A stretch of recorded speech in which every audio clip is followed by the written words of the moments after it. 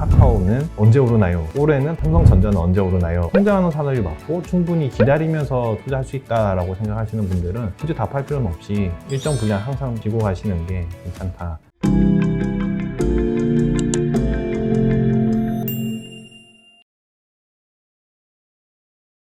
위대한 개미의 든든한 동반자 자이언트TV의 안갑성 기자입니다. 오늘은 전문 사무운용사인 DS자산운용에서 주식운용 본부장을 맡고 계신 이한영 본부장님 모셨습니다. 2년 연속 국내 수익률 1위에 펀드 매니저에 등극하신 투자의 규제신데요. 시장과 업종 전망 들어보도록 하겠습니다.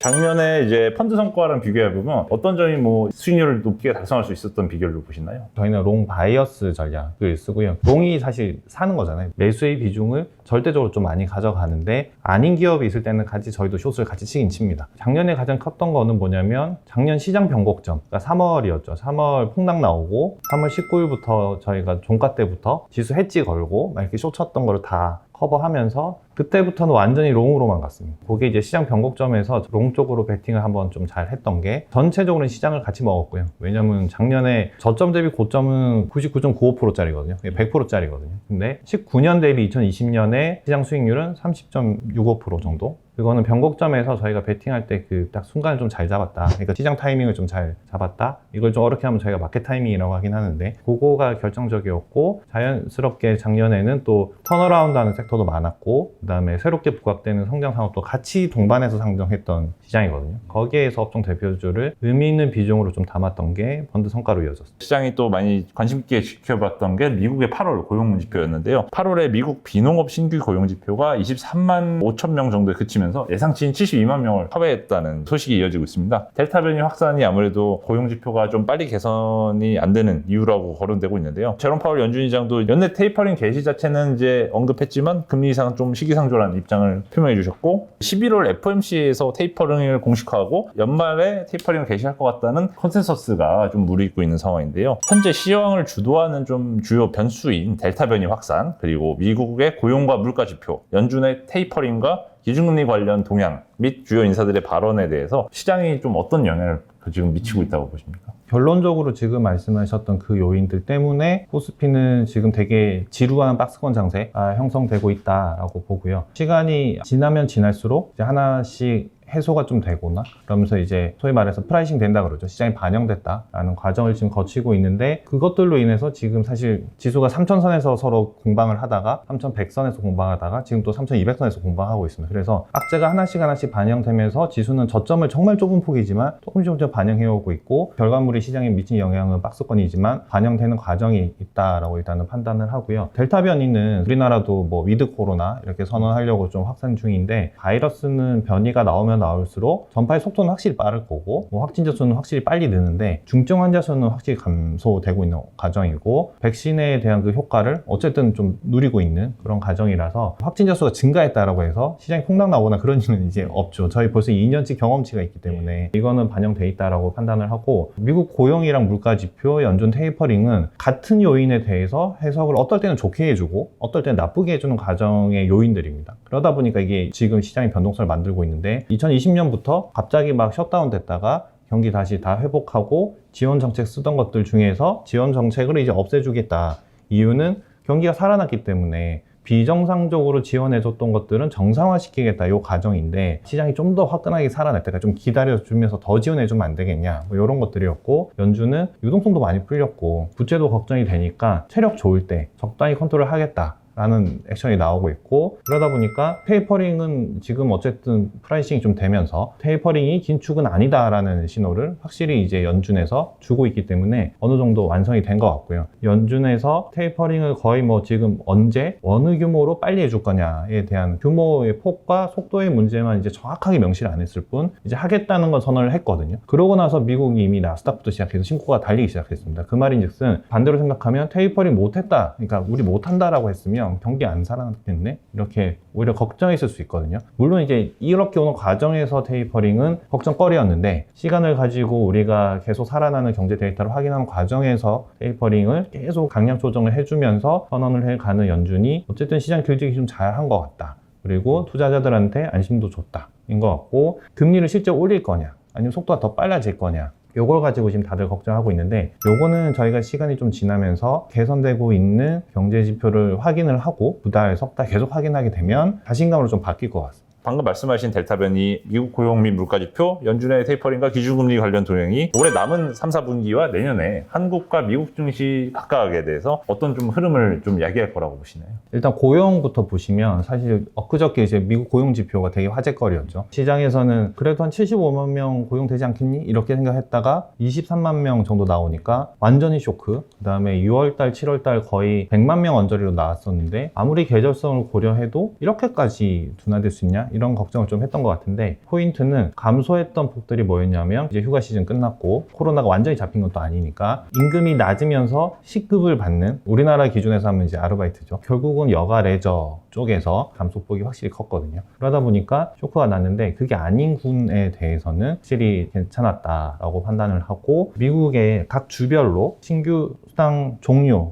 후에 계속 신청했던 사람들의 수치입니다. 음영이 칠해져 있는 그 날짜, 그 칸들이 실시했던 주고 중단 이후로 변화치를 보면 다 마이너스로 바뀝니다. 그러니까 취업을 한다는 거거든요. 근데 올해 9월 3일자가 마지막이죠, 사실은. 미국 전역에서 보면. 그러니까 아직 그만큼의 갭은 조금 더 있었고, 설마 9월 3일에 이제 종료가 되는데 더 일찍 취업하겠지라고 했던 부분에서의 갭도 데이터에서는 좀 반영이 된 거다. 그러면 한 달 정도 더 지연됐던 거 아닐까? 이런 거고. 그러면 사실 이제 한 달 더 뒤에 우리는 이걸 확인하고 싶겠죠, 이제 고용 데이터들을. 이건 아직은 미국 고용 개선이 실제 실업수당을 종료를 하니까 취업을 하더라, 인 거고, 일시적인 구직 활동을 안 하거나 좀 지연시키는 그런 수요는 9월달 끝나고 나면 저희가 확인할 수 있지 않을까라고 생각이 됩니다. 그러면 이것도 정상화라고 판단을 하고요. 각종 시장 지표 저희가 많이 보는 것들입니다. 이게 나라별로 물가 지표랑 제조업 지수 이런 것들 다 같이 넣어드렸고, 한국, 미국, 중국 이런 식으로 잘 이렇게 했는데, 표의 오른쪽부터 왼쪽으로 쭉 보시면 흐름을 볼 수 있죠. 흐름을 보시면 그냥 다 개선되고 있고, 데이터의 기준선이라는 게 있습니다. 어떤 지표는 뭐 기준선이 50이고 어떤 건 100이고, 그 위에서 충분히 그 추세적인 상승세를 보여주고 있기 때문에 시장 지표가 올해 남은 3분기, 4분기, 그 다음에 내년에 대해서 영향을 줄 수 있는 건 추세가 좋은지만 확인이 돼주면 긍정적으로 될 것 같고요. 그 다음에 지금 어쨌든 시장의 가장 기승전 논란은 피크아웃 아니냐 라는 건데, 피크아웃에 대해서도 투자 심리를 잡아줄 수 있는, 물론 이제 증감률은 꼭지를 찍고 빠지더라도 이 레벨과 지속되는 기간이 계속 길면 길수록 투자자들한테 확신감을 줄 거라서 저는 사실 이렇게 될 거라고 생각을 하고 있거든요. 그래서 지표들은 기준선 위에서 경제한테 플러스 요인으로 계속 작용해 줄 거다, 이렇게 생각하고 있습니다. 그게 장기간 지속되면 될수록 경제에 대한 자신감을 확실히 줄 거고, 아직은 지금 미국과 한국의 지수의 괴리가 좀 나는데 결국 이거는 다 따라갈 수 있는 근원이 될 거다, 그렇게 생각하고 있습니다. 미국과 중국의 안 그래도 피크아웃 관련해서 또 여쭤보려고 했는데, 최근에 미 하원에서 3.5조 달러 규모의 인프라 투자 합의안이 지금 거론이 되고 있습니다. 대규모 인프라 투자 합의안이 통과되면 미국과 간접적인 영향을 받은 한국 증시까지 좀 상승을 할 수 있는 뭔가 영향이 있을까요? 그러니까 이게 뭐 사실 나쁜 요인은 절대 아니고요. 사실 정치적으로는 미국이 또 상하원이 나눠져 있는데 여기에서 서로 또 이게 합의를 보고 어쨌든 그 접점을 잡아서 자기들도 이제 통화 정책은 줄이면서 재정책 늘리는 이 액션이 나오기 때문에 구조적으로는 좋은 것 같고, 금액적인 면에서는 사실 조금 기대치는 원래 막 엄청 뭐 이렇게 했던 것보다는 좀 낮죠. 근데 이게 정치적 합의가 되고 있다는 측면에서 없는 것보다 확실히 좋기 때문에 긍정적이다. 근데 결국은 재정 정책의 효과는 시간이 지나야 나오기 때문에 시장의 모멘텀을 한번 작용하고 그 뒤로는 좀 기다릴 것 같다, 인 거고요. 근데 이런 것들이 도와주면 중국과 한국의 수출 데이터입니다. 월별 수출 데이터인데, 파란색 짙은 선으로 왼쪽에 중국 수출액은 계속 우상향이었고, 빨간색 짙은 선으로 오른쪽에 한국 수출액 데이터도 계속 우상향이었고, 사상 최대치를 저희가 만들었죠. 그리고 지금 시장에서 가장 걱정하는 거는 밑에 증감률, 고점 찍고 빠지는 거 아니냐. 증감률이라는 게 뭐 계속 뭐 몇 달씩 뭐 60% 70% 만들 수 없거든요. 그리고 작년에는 특히나 기저효과의 기간이 있었기 때문에 정상 활동이 점점 시작됐던 작년 5월 이후 시간이 갈수록 당연히 증감률은 이렇게 무너지게 돼 있습니다. 근데 수출 금액 자체의 증감률보다는 절대액이 계속 커지느냐, 요거를 좀 보자 였었고요. 그러니까 사실 기준선이 높은 거고, 그건 사실 나쁜 건 아니잖아요. 지금 사상 최대 기고 효과가 수출인데. 오히려 발생하고 있다, 네. 그게 말씀이시죠. 여기서 다들 걱정하시는 게 이제 점선으로 4개의 동그라미를 넣어드렸습니다. 이게 이제 일평균 수출 증가율의 고점이 나왔던 구간들이고요. 실제 증감률이라는 건 당연히 피크아웃 피크아웃, 그러니까 정점이 나왔는데 2004년, 10년, 그 다음에 17년, 지금입니다. 밑에 빨간색 선이 코스피인데 정점을 통과했는데 코스피는 한 2, 3년 올랐습니다. 그냥 뭐 한 몇 달 오르고 끝난 것도 아니고 10년도에도 동일하게 한 3년 정도 올랐고 17년도는 짧게 오르고 말았습니다. 그게 이제 저희가 2010년대 후반대에 잠깐 코스피가 2000박스에서 조금 올라갔다 내려간 그런 과정이었고, 지금은 사실 둘 다 최고치에서 어떻게 될 거냐 이거의 향배인데,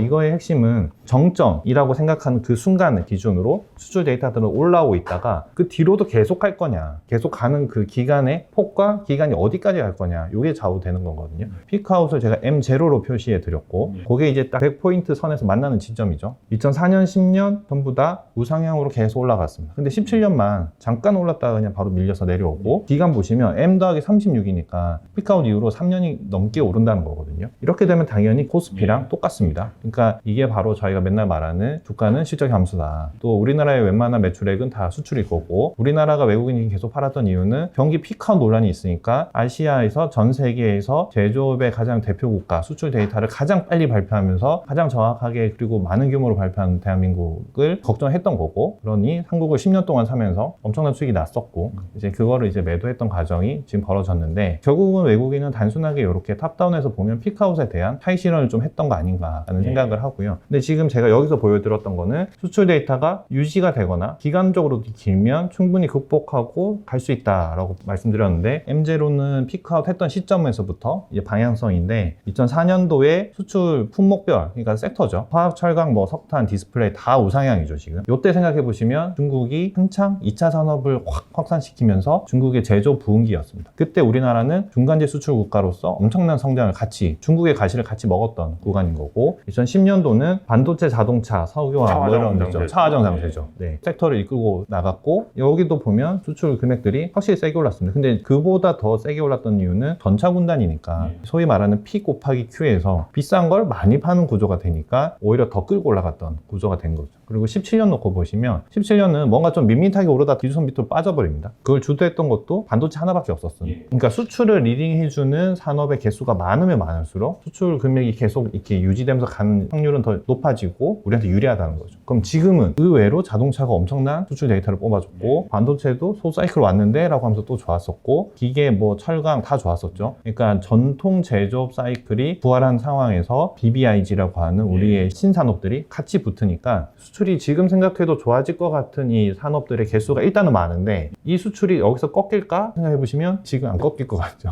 상식적으로 그 산업들은 계속 커질 것 같죠. 그래서 저는 이게 높은 확률로 주도 산업의 수출이 우상향하는 추세를 만들어 줄 거니까 전체 수출 증감률이 조금 가다가 무너지더라도 급락 나오지는 않을 것 같고, 절대금을 계속 유지시켜주면 다시 또 펀더멘탈 장세로 충분히 갈 수 있다라고 판단을 합니다. 그리고 이렇게 이끌어줄 수출 산업들이 결국은 주도 섹터이자 주도주 역할을 해줄 거다, 그렇게 생각하고 있습니다. 말씀하신 대로 이제 올해 3분기가 사실 외국인 순매도가 전체적으로 이어지면서 약세를 많이 보였는데요. 연내 테이퍼링 가능성도 있고, 뭐 중국의 실물 경기에 대한 또 피크와 논란과 또 약간의 강화된 기업 규제, 이것 때문에 이제 코스피가 좀 약세를 보였는데, 본부장님께서 작년에 이제 코스피 국내 처음으로 3천 시대를 열 것이다라고 이제 예견을 해주시지 않았습니까? 그러면 올해 남은 기간 뭐 코스피 지수 맞추는 게 사실 증권가에서 많이 의미 없는 부지런 짓이다, 이렇게 많이 말씀도 하시지만, 그럼에도 불구하고 연말 기준으로 코스피 한번 목표 밴드 말씀을 해주실 수 있으실까요? 지수를 왜 이렇게 정해놓고 가냐면, 사실 저는 종목 정할 때도 보면 적정 가격, 그 다음에 목표 가격, 그 다음에 최저 가격을 좀 정해놓고 가죠. 그러니까 밸류에이션 밴드 내에서 나오는 목표가가 이게 나오는 거고, 코스피 지수도 그렇게 만들 수 있습니다. 다른 데서도 뭐 여러 번 말씀드렸었는데, 실적이 결국은 반영되는 거고,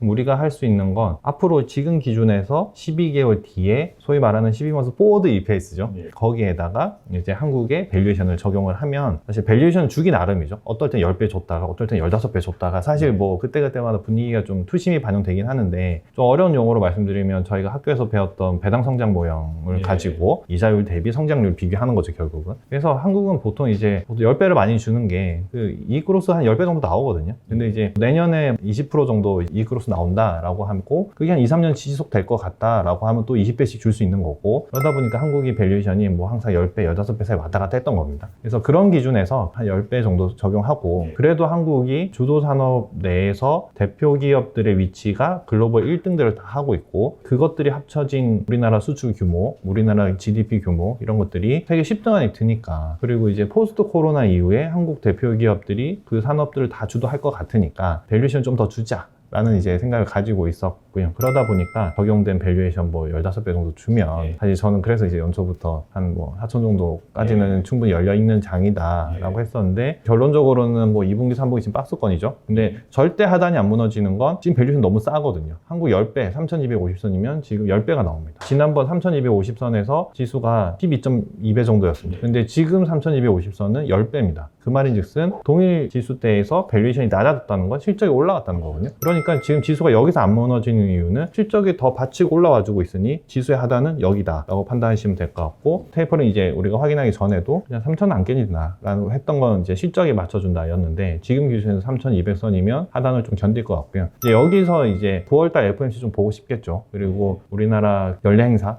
양도세 그거 일정이 좀 지나고 나면 추가적인 악재가 없다면 사실 좀 공백기거든요. 그러면은 이제 우리가 펀더멘탈이 기결돼서 내년장까지 노리면 뭐 그래도 연말장 있지 않겠냐라고 생각을 합니다. 그래서 저는 뭐 상단은 뭐 꼭 3,000 뭐 4,000 이런 게 아니라 밸류에이션 레벨상 그래도 뭐 단순히 나온 산수는 3,800선까지는 충분히 봐도 된다 그렇게 생각을 하고 있습니다. 한국은행은 지난 8월 금통위에서 기준금리를 0.25%포인트 올린 0.75%로 이제 결정을 했고 정부 역시도 주담대라든지 부동산 관련 가계대출과 신용, 개인의 신용대출 규제 강화로 인해서 한국은 어떻게 보면 앞서서 선진국 중에 최초로 유동성 회수를 뭔가 들어가는 분위기 같은데요. 이것 때문에 사실 코스피가 대세 하락장 전환의 초입기 아니냐 뭐 이렇게 걱정을 하시는 분도 계시고 아니다. 단기 조정 국면에 불과하다. 더 우상해야 한다라는 말씀을 주시는 분도 계신데요. 오늘 시점에서 국내 주식 투자 자들은 포트폴리오 관리를 어떻게 운영을 해야 될까요? 한국 금리 인상은 미국이 2023년 정도 하반기에 가면 금리 인상 할 거니까 우리가 체력 좋을 때 미리 좀 선제적으로 해놓는 게 나중에 미국 올릴 때 우리가 따라 올리는 것보다는 좀 더 여유가 있고 정책적인 카드가 좀 더 생길 수 있죠. 그리고 어쨌든 시장에 돈이 많이 풀려 있으니까 모든 중앙은행의 역할은 결국은 고용과 물가니까 그리고 과도하게 풀린 유동성에 따른 부채 근데 우리는 또 부동산의 이슈가 있으니까 그거에 대해서 좀 대응을 먼저 했다 정도로 판단이 되고 물론 이제 여기서 지금 추가적으로 한 번 더 할 거냐 말 거냐에 대한 이슈는 남아 있습니다. 근데 그걸 할 수 있는 거는 결국은 성장률이 있을 때 할 수 있는 거니까 이게 좀 그런 것 같고요. 같은 로직으로 시장을 눌렀던 중국 이슈들, 중국도 부동산 규제하고 뭐 이런 사람 규제하는데 올해 중국 GDP가 뭐 안 좋다 해도 5% 중반대 나옵니다. 그러니까 중국도 세력이 있을 때 산업의 구조조정도 좀 시켜주고 공산단체 체제 관리 이런 것도 좀 같이 하는 역할을 좀 할 것 같아서 요 이슈들 때문에 시장이 무너진다 이건 아닌 것 같고요. 중국의 규제 이슈는 어떻게 보면 외국인한테는 시스템 리스크 그냥 그 체제니까 한국의 금리 인하가 시장을 무너뜨리는 이슈는 아닐 것 같고 오히려 너무 과매도된 원화를 돌려주는 역할을 좀 해서 사실 금리 인상하고 나서부터 외국인 순매수 들어왔거든요. 그래서 지지 역할을 좀 해줬다라고 판단이 됩니다. 국내 투자자분들이 포트폴리오 관리하시는 거는 분기별 실적 성장률 표라고 하나 붙여놓은 게 있습니다. 2021년 올해 2분기, 3분기, 4분기에 각각의 분기별로 전년 대비, 분기 대비 이익의 성장률입니다. 그리고 섹터별로 다 정리를 해놨고요. 지금 우리가 3분기니까 4분기 때 좋아질 섹터를 찾는 게 제일 급선무인 거죠. 사실 이 표를 만들 때는 제가 7월, 6월 이때였으니까 이제 3분기가 중요할 때였고 근데 방법은 똑같죠. 지나온 시간에서 너무 좋았던 섹터들의 이익 성장률이 언제 꺾일 거냐를 한번 봐보면 소재산업재들이 다 올해 상반기를 이끌었는데 이 섹터들의 이익 증가율이 3분기부터 전 분기 대비 QOQ가 마이너스 나기 시작하죠. 그러면 결국 차익 실현이 좀 나올 수밖에 없죠. 그럼 새롭게 되는 거 밑에서 보시면 IT 커뮤니케이션 뭐 이런 것들이 3분기, 4분기에 전 분기 대비 실적이 드디어 플러스 전환해서 살아 올라옵니다. 이게 딱 눈에 보이죠. 그러면 가벨 전략 아니면 포트폴리오 전략이 나오는데 올랐고 좋은 거를 좀 줄여서 안 좋아서 빠져 있는데 살아오는 섹터 쪽으로 좀 스위칭하는 거죠. 그러면 자연스럽게 소재산업재의 비중은 줄이고 차익 실현을 하면서 IT 커뮤니케이션 쪽으로 좀 스위칭. 근데 실제 지금 이 과정에서 보면 정유학, 철강들 다 차익 실현 한 번씩 나왔고 네이버, 카카오 반등 나왔고 IT 쪽에서는 삼성전자, 하이닉스처럼 반도체 대표주는 안 움직이지만 중소형주는 그래도 또 시세를 많이 뽑았거든요. 그래서 그런 스위칭이 나옵니다. 그래서 요걸 보고 포트폴리오 전략을 좀 짜시고, 가운데 네모박스 제가 해놓은 거 보면 이거는 경기 관련 소비재라고 해서 리오프닝 수혜주들 섹터죠. 보시면 호텔, 뭐 레저 뭐 이런 것들인데, 여기는 당연히 적자 하다가 흑전될 거고요. 작년 대비 백신도 많이 맞으면서 확진자도 줄어들고 리오프닝이 되면 분기로 가면 갈수록 더 실적은 올라갈 거니까 전년 대비 모멘텀은 흑전이고 분기 모멘텀은 플러스의 폭이 더 커질 겁니다. 그러면 이쪽 섹터는 약간 좀 쭉 하는 느낌 나오죠. 그러면 이쪽은 그냥 연중 들고 가면 되겠네. 뭐 이런 전략을 좀 짜시면 될 것 같고, 개인분들은 사실 너무 많이 하시는 것도 좀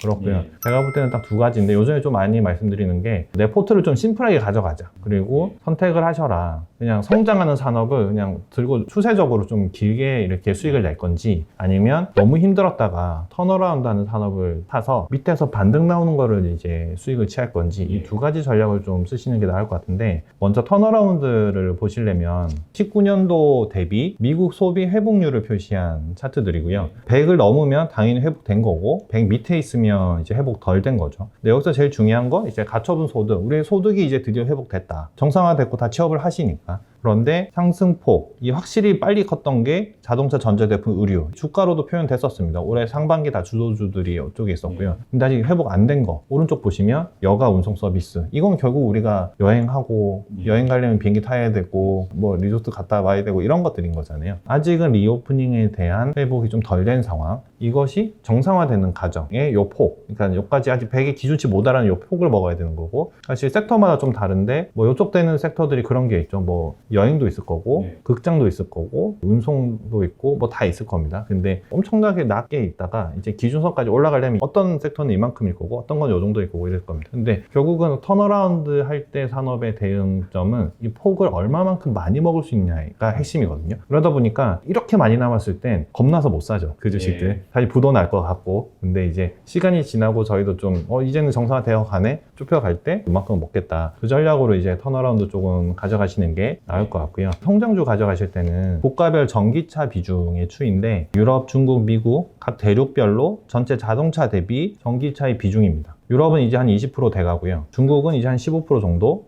미국은 이제 한 5% 정도 돼 있습니다. 지금 다들 선언하고 있고, 한국에서 현대차도 이제 수소차로 다 바꾸겠다, 뭐 2025년 되면 이제 내연기 안 만들겠다, 뭐 이런 얘기 했잖아요. 이게 다 바뀐다는 가정이 이제 되는 거죠. 현실화되고 가는 거죠. 그러면 유럽은 아직도 80%가 바뀌어야 되네, 그 다음에 중국은 85% 바뀌어야 되네, 미국은 95%가 바뀌어야 되는데, 이런 폭이 생기는 거죠. 그럼 언제까지인데, 한 2025년, 2030년을 잡고 있으니까 한 10년 동안 커질 수 있는 시장이다라고 보면 좀 길게 들고 가시는 게 맞다. 근데 이런 섹터가 2차 전지도 있고, 플랫폼도 있을 수 있고, 최근에 막 각광받기 시작하는 메타버스나 뭐 AI나 뭐 이런 것들도 다 이런 상황이 될 수는 있습니다. 이런 방향성이 확실히 보이는 이 데이터를 보고 그 방향성에 투자하셔서 가시면 괜찮을 것 같고, 작년에 가을쯤에 모두가 많이 했던 질문들이 이제 카카오는 언제 오르나요? 였었고요. 올해는 다 삼성전자는 언제 오르나요? 뭐 이런 식입니다. 그래서 성장주라는 게 계속 가긴 가도 중간중간 이렇게 좀 쉴 때가 있거든요. 그때는 이제 적당히 또 비중 조절에 딴 데는 갔다 오는 것까지는 추천드리는데, 성장하는 산업이 맞고 나는 이 주식을 충분히 기다리면서 투자할 수 있다라고 생각하시는 분들은 굳이 다 팔 필요는 없이 일정 분량 항상 쥐고 가시는 게 괜찮다. 개인 투자가 분들께서는 그렇게 턴어라운드 하는 산업의 몇 개, 내가 성장한다고 생각하는 산업의 대표주를 사시면 내 계좌는 되게 심플해져 있지 않을까, 이렇게 생각을 합니다. 한국도 뭐 이제 극장이 좀 열렸고, 그다음에 우리도 여행주들, 그래서 섹터는 똑같을 것 같고요. 대신에 사실 때는 힘들었던 산업은 구조조정이 동반되기 때문에 구조조정 이후에 살아남은 그 대표 기업, 그거를 사셔야 됩니다. 어쨌든 승자 독식이라는 게 발생할 거기 때문에 턴어라운드 산업에서는 대표주 사셔라. 네, 그렇습니다.